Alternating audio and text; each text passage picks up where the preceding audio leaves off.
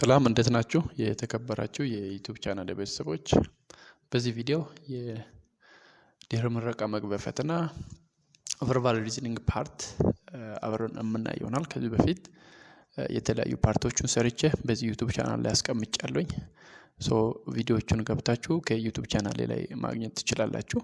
በፕሌሊስት ውስጥ ገብታችሁም ኦር በቪዲዮዎቹ ላይ ገብታችሁም ማግኘት ትችላላችሁ። ማቴማቲካል ፓርት አለን፣ verbal reasoning እና ሎጂካል ፓርቶች አሉ የተሰሩ። እነኚህንም እንድታዩ ይሄን ቪዲዮ የዛ ቀጣይ ቪዲዮ ስለሆነ እስከ መጨረሻ እንድትከታተሉ ቪዲዮን ሲጀምሩ ላይክ እንድታደርጉ ለጓደኞቻችሁም ሼር እንድታደርጉና ለዩቲዩብ ቻናሌ አዲስ ከሆናችሁ ሰብስክራይብ በማድረግ የቻናሌ ቤተሰብ እንድትሆኑ እላለሁኝ። አሁን ቀጥታ ወደ ዛሬ ጥያቄዎች እገባለሁኝ። Okay, so here we have an instruction from question 1 up to 9. We have 9 multiple choice questions about this English, and each sentence below has one or two blanks. And then each blank shows that something has been omitted, and we have to choose the correct answer from the 4 choices given with each question as labeled as A, B, C, and D. So እንግዲህ ወደ 9 የሚሆኑ ጥያቄዎች አሉ። እነኚህ ጥያቄዎች ዳሽ ሙላ ጥያቄዎች ናቸው። ለዳሽ ሙላ ትክክለኛ መልስ ሊሆን የሚችለውን ከተሰጡት አማራጮች ውስጥ መርጠን ማስቀመጥ ነው። Question number 1. Viruses are invisible through the dash microscope, but we know that they are there because we can see the dash they cause. A, cheap and damage. B, elementary harm. C, simple and danger. D, ordinary and havoc. Therefore, from this the given sentence, here we have given that the sentence viruses are invisible through the dash microscope, but we know that they are there because we can see the dash they cause. So here in this case, the correct answer from the given alternative is choice D. Here ትክክለኛ መልስ ይሆናል ከተሰጡት አማራጮች ውስጥ። When we say this viruses are not visible through a standard or an ordinary microscope, that means an electron microscope is needed to see the viruses. And in this case, the term or the word havoc, meaning that the widespread destruction or devastation, is a stronger and more fitting word for the damage caused by viruses when we compare with damage, harm, or danger. So this is the correct answer. Question number 2. The sea was coming after me as high as a great hill and dash as a dash enemy. A, furious and charging. B, dreadful and advancing. C, terrible and charging. D, angry and attacking. So from this the given alternative, the correct answer should be this one, the one at choice A, furious and charging. So when we feel this, the sea was coming after me as high as a great hill and furious as a charging enemy. So here furious perfectly, in this case, the word furious perfectly describes the sea's anger and the intensity in this case. And when we come to this, the word charging is the most appropriate verb for how an enemy or a wave moves in an aggressive, direct, and forceful manner from the context. Therefore, the correct answer is this one. Question number 3. Although its publicity has been blank, the film itself is intelligent, well acted, handsomely produced, and altogether blank. A, tasteless, respectable. B, extensive, moderate. C, sophisticated, moderate. D, risky, crude. So from this, the given alternative, the best answer which can fit these 2 blank spaces, this tasteless and respectable. So this one is the correct answer, because here the term, the word also set up a contrast, and the publicity was bad, that means tasteless, but the film itself was good, that means respectable. And the other options here we have choice B, C, and D. Don't create a clear or logical contrast about this the given context. Therefore, the correct answer is choice A. And question number 4. It takes blank character to blank the extremities of Arctic region. A. An unflammable sustain. B. A dictatorial brook. C.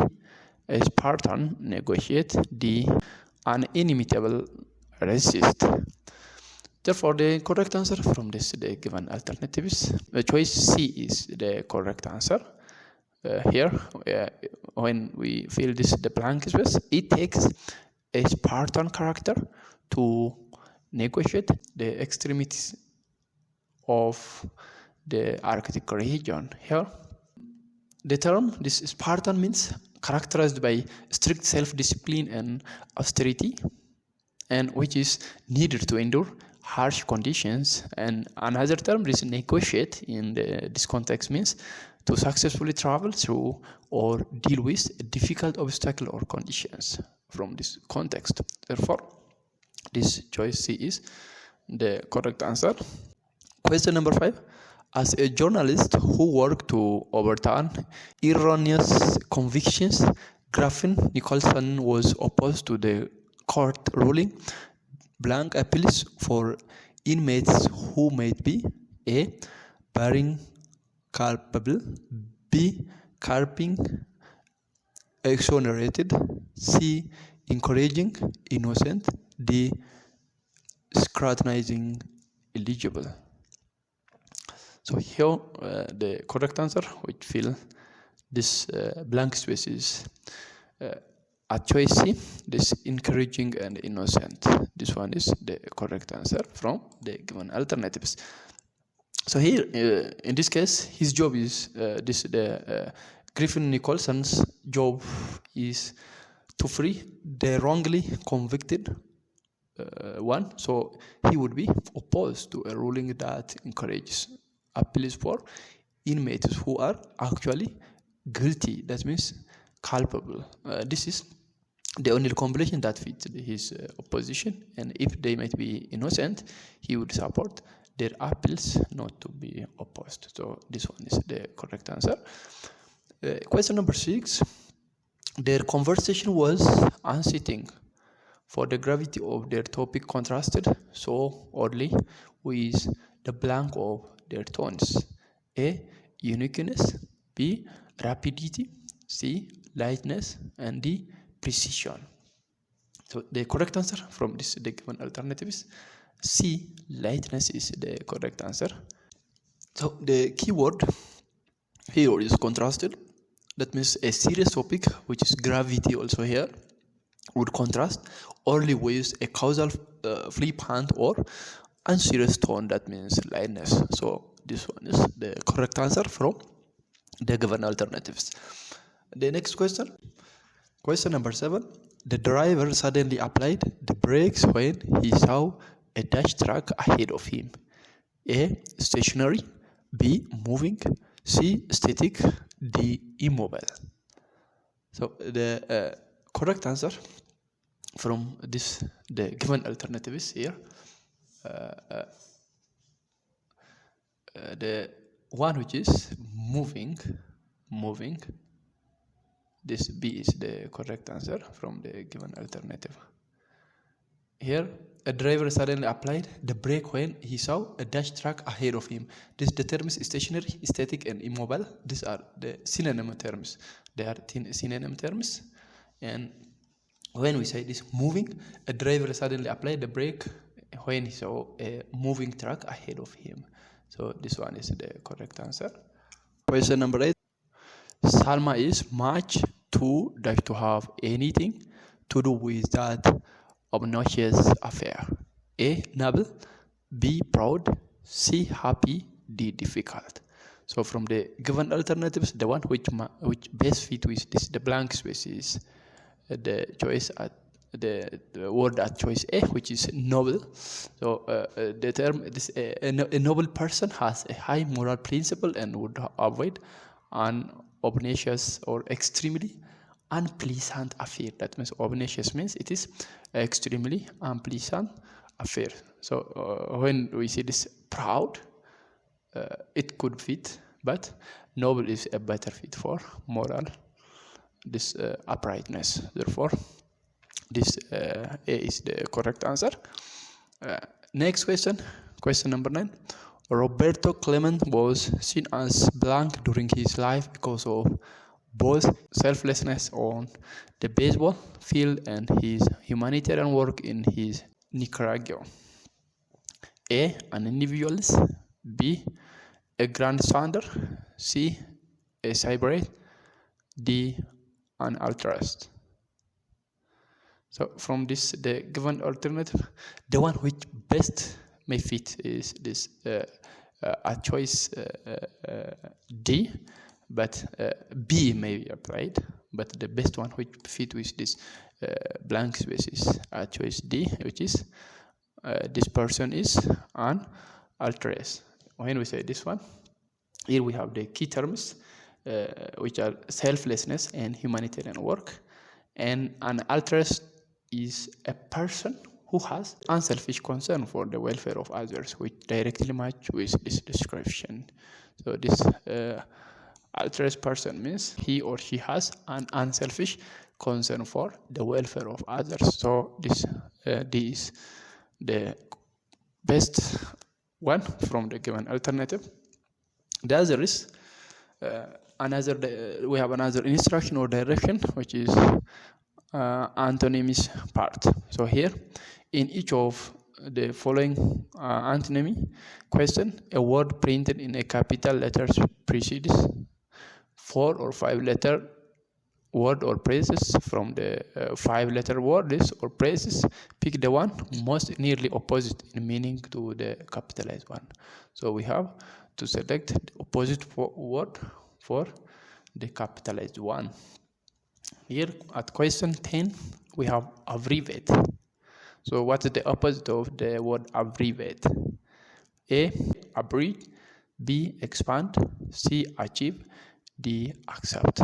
So the 4 given choices, the one which can best suit for, or which can be near opposite for the word abbreviate is the one which is at choice B, that is expand. So here, the abbreviate means to shorten, and the opposite is to expand. So when we say abbreviation, it is shortening one. So the opposite is expanding. Next question, abjure. What the opposite of the word abjure? A, acknowledge. B, disown. C, deny. D, hate. So here from the given alternative, here the term abjure means to renounce or to reject formally. So here abjure means rejecting. So here the opposite of this one or rejecting is acknowledging. Here disown, deny, and hate are the synonym one for this, and the opposite of this the term or the word abjure is acknowledge. Next question, absurd. What the opposite of the term absurd? A, scarcity. B, adorn. C, rational. D, flourish. So from this, the given alternative, the best one which can be nearly opposite for the term this absurd is a choice C, rational. So here absurd means wildly unreasonable or illogical. So the opposite of this illogical or unreasonable is that rational. So this one is the best opposite of this the term absurd. Question number 13, abundant. A, ample. B, enough. C, great. D, scant. So from the given alternatives, the one which can be nearly opposite for the term abundant is The one at choice D, scant. So here, abundant means existing in large quantities.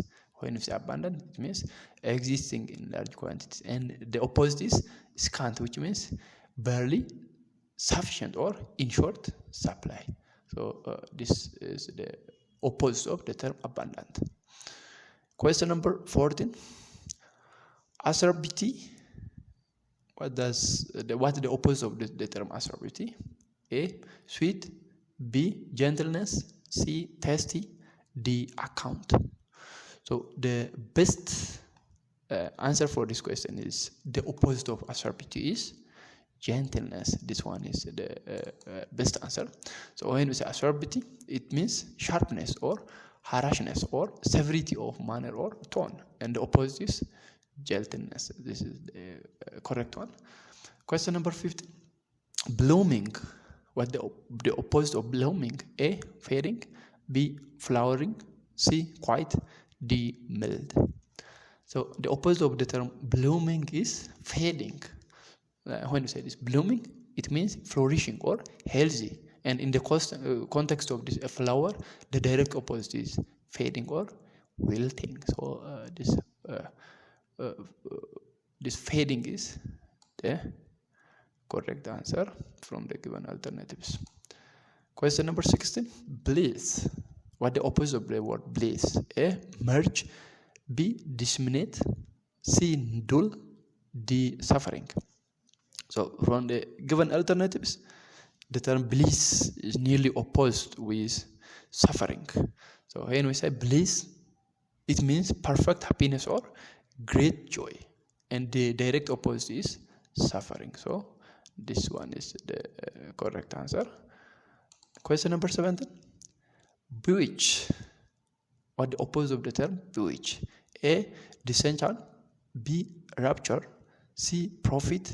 D, avail. So the opposite of the term bewitch is disenchant. This choice A is the correct answer from the given alternatives. To bewitch means to enchant or captivate. To captivate. So the opposite is to disenchant or free from illusion. So this one is the correct answer. And question number 18. Babble. What the opposite of the word babble? A, plying. B, valuable. C, modest. D, besage.